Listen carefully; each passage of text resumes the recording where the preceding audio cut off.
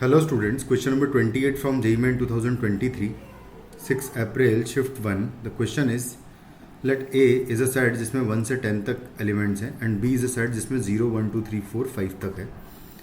The number of elements in the set in the relation R, elements इसमें निकालना है जहाँ पर कि ये रिलेशन कुछ इस तरीके से डिफाइंड है कि 2 टाइम्स a माइनस बी का square plus 3 times a minus b belongs to R, second set होना चाहिए B. और ये जो ए और बी सिलेक्ट करने वाले हम लोग वो ए सेट से सिलेक्ट करेंगे. अगर मैं यहाँ से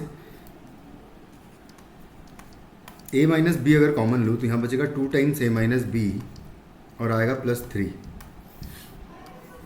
तो बेसिकली इसकी पॉसिबल वैल्यूज़ अगर देखना चाहें तो इसकी पॉसिबल वैल्यू एक तो ज़ीरो हो सकती है जो इस सेट में है, और दूसरा पॉसिबल वैल्यू ये हो सकती है कि ए माइनस बी का वैल्यू अगर -2 हो जाएगा तो उस सिचुएशन में यहाँ से हमें सॉल्यूशंस मिलेंगे वरना नहीं मिलेंगे. यानी कि अगर इसकी वैल्यू ज़ीरो हुई यानी कि a minus b is equal to zero हो जाए या a minus b is equal to -2 हो जाए, बस इन दो सिचुएशंस में हमें सॉल्यूशंस मिलेंगे.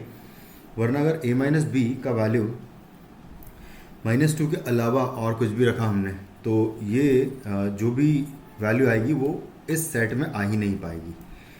तो a minus b equal to zero यानी कि a इक्वल टू बी. तो a इक्वल टू बी के करस्पॉन्डिंग जो ऑर्डर्ड पेयर्स मुझे मिलेंगे a और b के वो बेसिकली 10 ऑर्डर्ड पेयर्स मिलेंगे 1, 1 से लेके 10, 10 तक.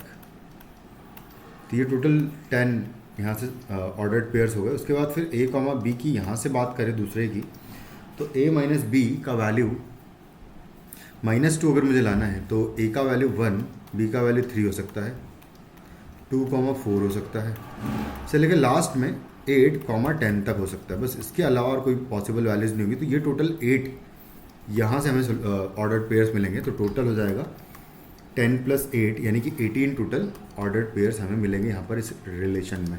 Thank you.